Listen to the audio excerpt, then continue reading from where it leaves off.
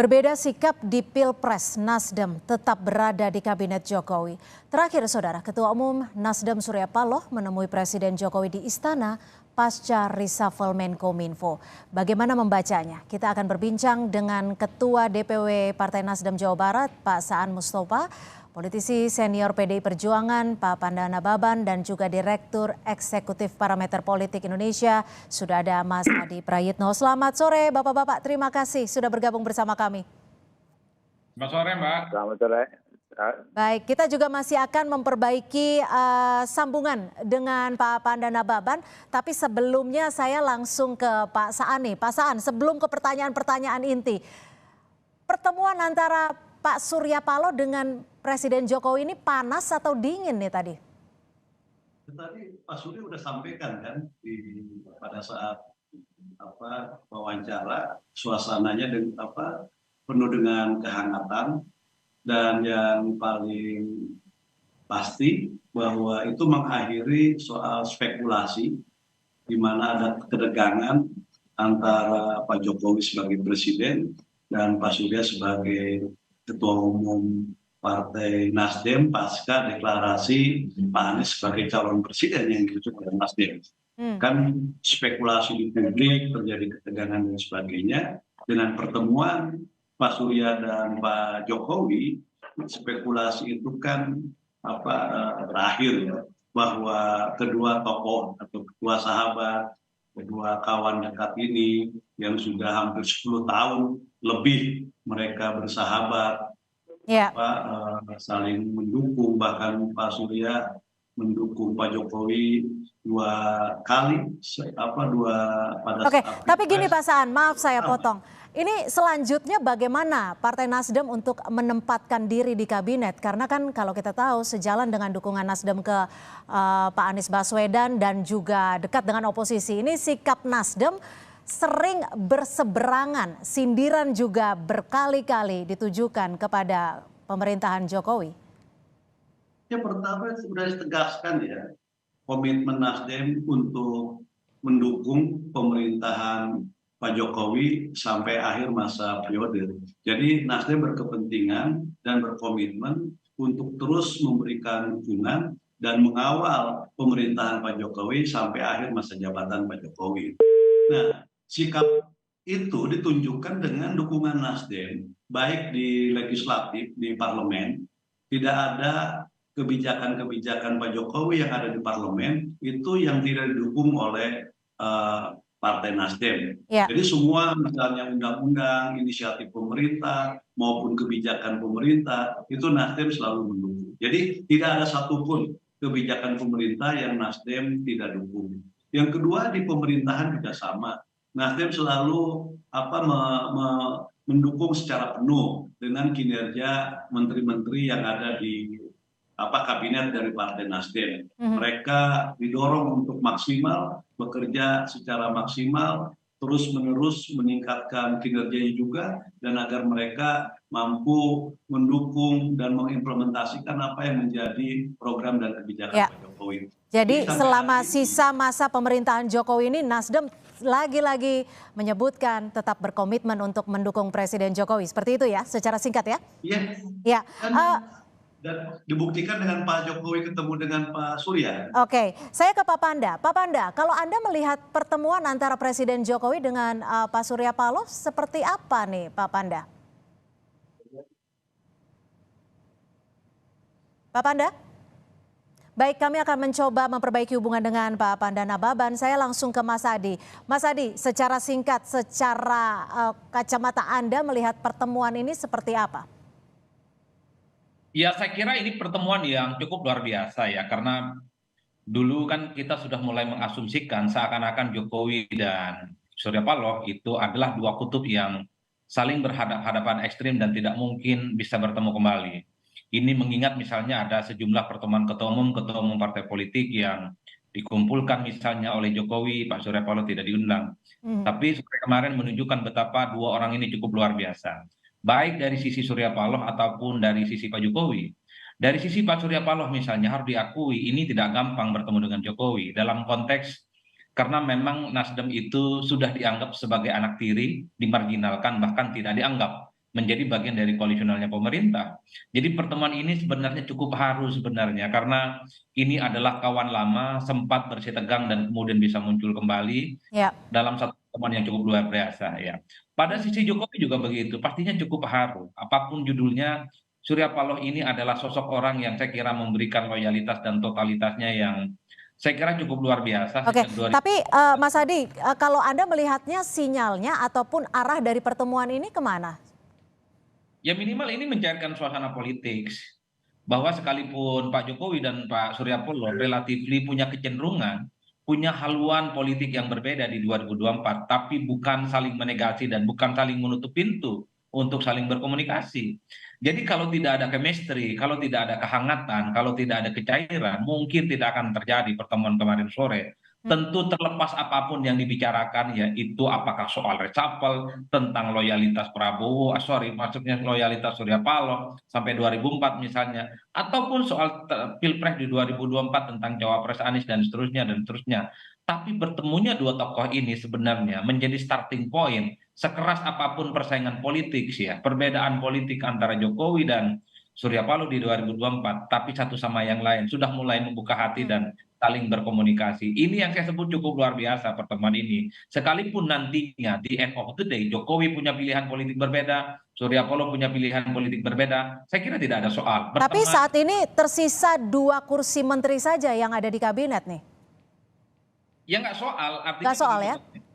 nggak soal, artinya sebenarnya bagi Jokowi ingin menegaskan juga ke publik, kepada masyarakat bahwa reshuffle kabinet yang terjadi pada Nasdem ini bukan soal like or dislike, tapi ada persoalan kasus hukum yang sebenarnya membelit kader mereka, Joni Plate, makanya kemudian diganti. Tapi memang pada seberang yang lain harus diakui, Mbak Cynthia, Ya. itu kan secara halus sebenarnya bagian dari dalam tanda kutip ya mungkin untuk menghukum Nasdem yang dianggap sudah mulai ingin berseberangan di 2024. Makanya kursinya dikurangi dan tidak diberikan lagi kepada Nasdem. Tapi Nasdem juga logowo, bahkan dalam berbagai kesempatan kita juga sering mendengar, kalaupun toh menteri-menteri Nasdem diganti semua, ya Nasdem nggak ada soal dan tetap akan tegak lurus kepada Jokowi. Ini saya kira Oke. loyalitas yang cukup luar biasa. Ya, Pak Saan merasa tidak ada soal ketika menterinya kembali berkurang 1 kursi dan saat ini hanya tinggal 2 kursi saja. Ada merasa terancamkah dikurangi lagi atau seperti apa? Dari awal ya, sejak periode pertama sampai periode kedua, Nasdem mendukung Pak Jokowi itu dengan tanpa syarat dan tanpa kepentingan apapun. Nasdem melihat Pak Jokowi memang sosok yang tepat untuk memimpin bangsa. Karena itu, ketika misalnya dalam perjalanan di periode kedua ada dari 3 menjadi 2 juga tidak ada persoalan, dan Nasdem sangat menghormati apa yang menjadi hak prerogatif presiden. Itu adalah hak prerogatifnya presiden, presiden yang punya kewenangan, presiden yang menentukan siapa yang bisa membantu di pemerintahannya. Jadi sekali lagi Nasdem tidak merasa terancam dan Nasdem juga tidak mempersoalkan dan Nasdem juga tidak dalam posisi untuk menyodorkan nama pengganti Pak Joni. Jadi Nasdem sekali lagi itu kewenangan dan prerogatifnya Pak Presiden. Jadi sekali lagi kita tidak mempersoalkan terkait dengan pergantian menteri yang itu bukan diisi oleh Nasdem. Oke. Sekali lagi Nasdem dalam posisi tidak mempersoalkan dan tetap akan memberikan dukungan yang maksimal terhadap pemerintahan Pak Jokowi. Oke, saya akan kembali mencoba sambungan dengan Pak Panda. Pak Panda, apakah sudah kembali membaik saluran komunikasi? Halo, Pak Panda. Baik, kita masih akan terus mencoba terkait sambungan dengan Panda Nababan, politisi senior Partai PDI Perjuangan. Kita akan kembali berbincang usai jeda, tetap bersama kami di Kompas Petang. Terima kasih Anda masih bersama kami di Kompas Petang. Kita masih akan melanjutkan perbincangan terkait usai pertemuan Surya Paloh dan juga Presiden Joko Widodo pada Senin kemarin. Pak Panda, selamat sore. Selamat sore. Ya, Pak Panda, kalau menurut Anda sendiri, kenapa Presiden Jokowi sampai saat ini masih mempertahankan 2 menteri dari Partai Nasdem di kabinet? Padahal kalau kita tahu kan capresnya Anies Baswedan kerap kali menyindir ataupun mengkritik Presiden Jokowi dan juga pemerintahannya. Ya jawabannya mana? Gimana? Kan pendatang, Anies kan pendatang baru. Dia kan nggak punya pengaruh terhadap kabinet dan dia tidak diperhitungkan gitu loh. Jadi saya pikir nggak relevan gitu loh. Jadi menurut Anda apakah ini suatu hal yang harus dipisahkan? Tapi kan Nasdem sendiri sudah berkomitmen juga untuk mendukung Anies Baswedan. Nggak secara objektif, itu Siti Nurbaya menteri yang betul-betul qualified, expert, dedikasinya tinggi, dan tidak ada soal pro kontra apa tidak disukai Nasdem atau ada Nasdem. Saya pikir semua orang melihat karier dia, prestasi dia, memang Siti Nurbaya itu dibutuhkan negara, gitu loh.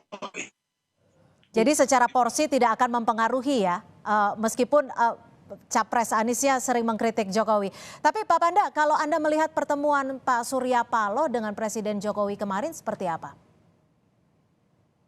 Buktikan bahwa kendali itu di tangan Jokowi. Mau ketemu dengan Surya ketemu, tidak mau datang di ulang tahun Nasdem, nggak mau datang. Jokowi nggak mau ini, nggak kendali.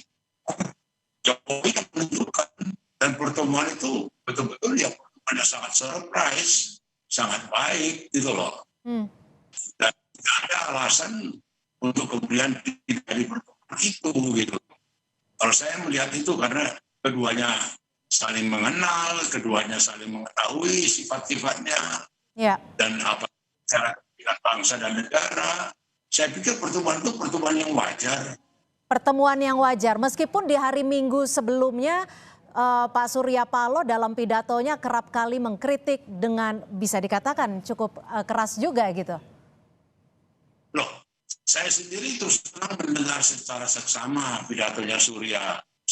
Sayang 1000 kali sayang, sayang 1000 kali sayang.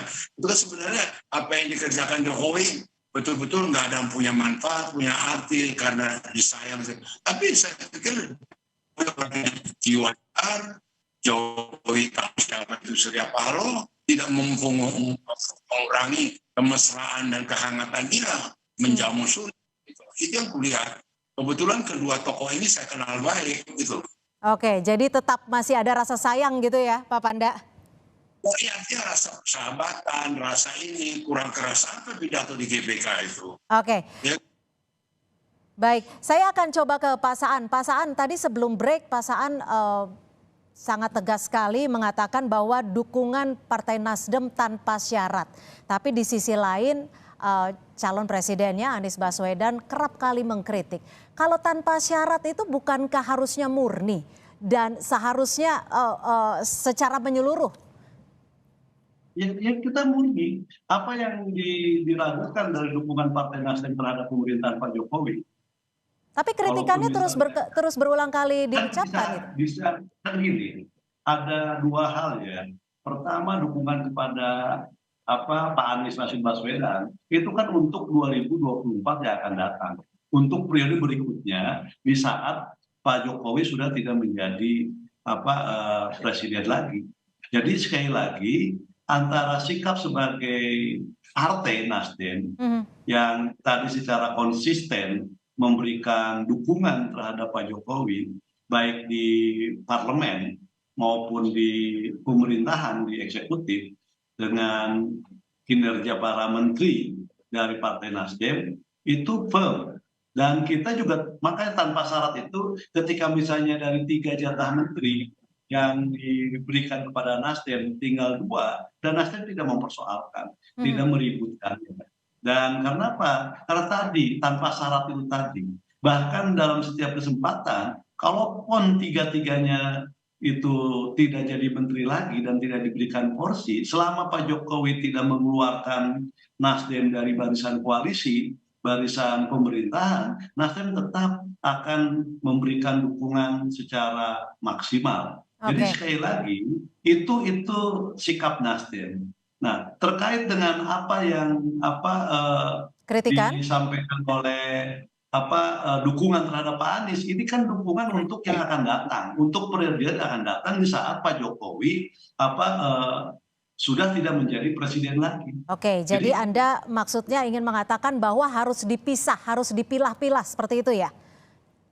iya dong, harus dipilah sikap partai yang ada dalam barisan koalisi, apalagi Oke. Pak Surya dengan Pak Jokowi itu sahabat yang luar biasa, dan Pak Surya itu menjadi tokoh yang paling depan dalam memberikan dukungan terhadap Pak Jokowi. Hmm. Oke, Mas Adi, kalau Anda melihatnya gimana? Sehat tidak ketika sikap Partai Nasdem tetap berada di kabinet, tapi di sisi lain ini kan kita juga tahu kita sudah memasuki masa keempat menuju 2024. Ya, dalam konteks tertentu tentu sehat ya, karena apapun judulnya, Nasdem itu sudah dianggap bukan menjadi bagian dari koalisinya Jokowi. Jadi statement-statementnya yang cukup agresif, kemudian mengkritik secara terbuka, dalam konteks itu saya sebut menjadi sehat. Karena bagi Nasdem, sekalipun ada 2 menteri di dalamnya, secara perlahan kan tidak terlampau dianggap secara koalisional. Itu terbukti misalnya dalam sejumlah pertemuan partai-partai koalisi, Nasdem tidak ada di dalamnya. Pertemuan di kantor di DPP PAN tidak diundang, kemudian di istana juga tidak diundang, bahkan Nasdem juga tidak mengundang Jokowi kemarin dalam harlahnya Pak Surya Paloh dan apel siaga. Jadi kalau mau jujur secara politik ini sebenarnya sudah disconnect, sudah tidak ada relasi yang sebenarnya sudah saling membutuhkan. Dalam konteks itu wajar kalau kemudian Nasdem bermanuver. Nasdem menegaskan dirinya sebagai sosok yang satu sisi sekalipun sebagai teman tapi sudah mulai tidak dianggap, mampu saat ini keluar dari bayang-bayang koalisionalnya Pak Jokowi dengan memberikan satu kritik dan statement-statement yang keras dan secara terbuka menyerang pemerintah. Ya sehat dalam konteks itu. Hmm. Karena tidak dianggap. Beda ceritanya kalau persahabatan Nasdem dengan Jokowi seperti 5 tahun yang lalu, seperti 7 tahun yang lalu, saya kira Nasdem akan terus menjaga statement, akan menjaga Oke, perilaku. tapi baiknya secara hitung-hitungan politik Nasdem ini lebih baik berada di dalam pemerintahan atau tidak? Karena kan waktu Pilpres ini semakin dekat nih.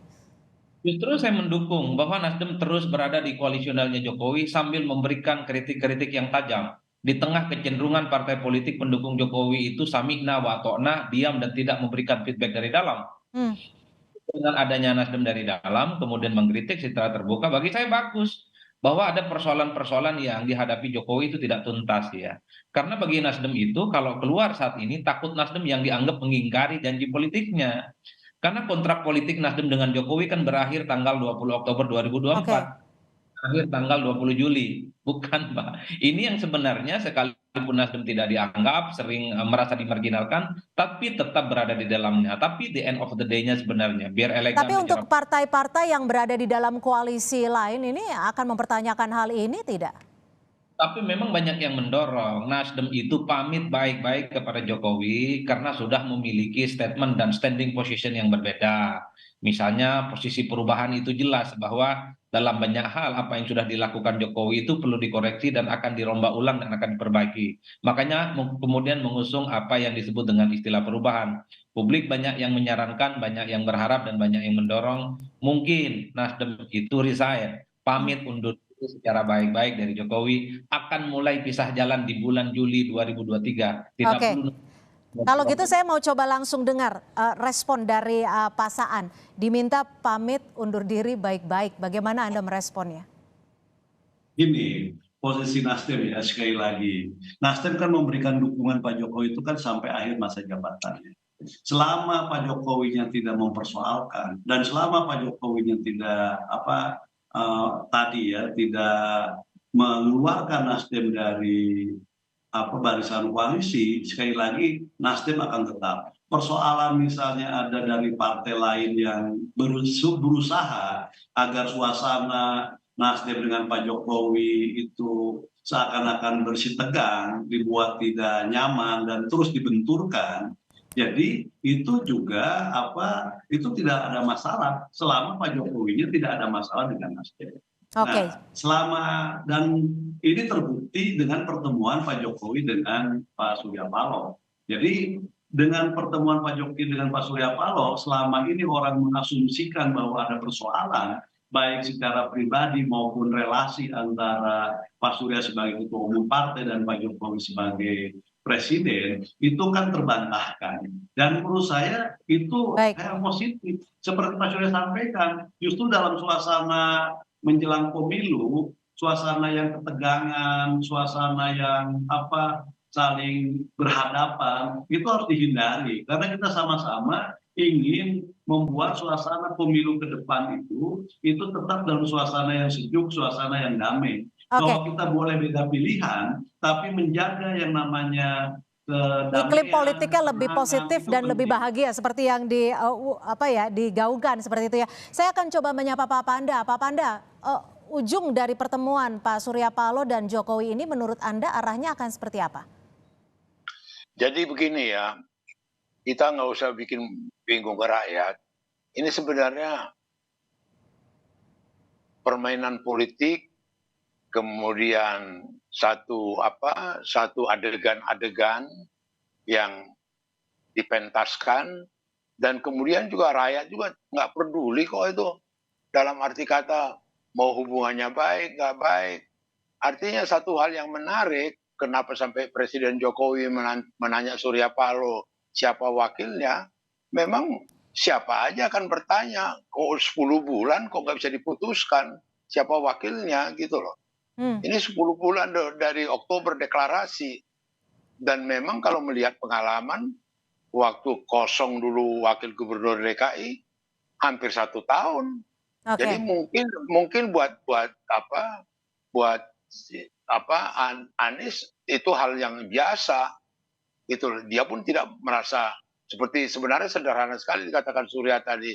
Aku nggak pikirin itu, yang pikirin itu Anies, ya kan. Tapi kalau PDIP sendiri, Pak Panda, melihatnya sikapnya akan bagaimana nih kalau melihat Nasdem masih ada di dalam kabinet dan merasa terganggu tidak dengan hal ini? Ya enggak lah, kenapa terganggu? Semua kan sudah dewasa, nggak ada yang jadi anak kecil gitu loh. Sudah dewasa dan sudah saling tahu gitu loh. Dan itu gayanya Jokowi harus kita akui sebagai politikus, sebagai negarawan, betul-betul dia flamboyan dan kemudian cukup betul-betul legendaris gitu loh. Jadi pertemuan ini kalau menurut Pak Panda, pertemuan yang memang hangat atau seperti apa? Karena sindiran Surya Paloh terkait dengan revolusi mental ini kan juga sudah dibalas oleh Pak Hasto juga nih, kritik baliknya. Loh iya, artinya buat Jokowi dia sudah tahu siapa itu Surya Paloh. Apa yang dilakukan Surya Paloh. Dia sudah paham. Bukan soal revolusi mental aja, sebelum-sebelumnya juga. Apalagi dalam memutuskan Anies sebagai antitesa dari Jokowi gitu loh. Sudah panjang cerita background dari pertemuan ini. Dan itulah nikmatnya kita lihat dua pemimpin bangsa bisa duduk di meja makan. Dan ini menjadi pendidikan buat rakyat gitu loh. Rakyat melihat suasananya, suasana damai, kekeluargaan, akrab, itu mahal gitu loh. Dan semua orang senang gitu loh.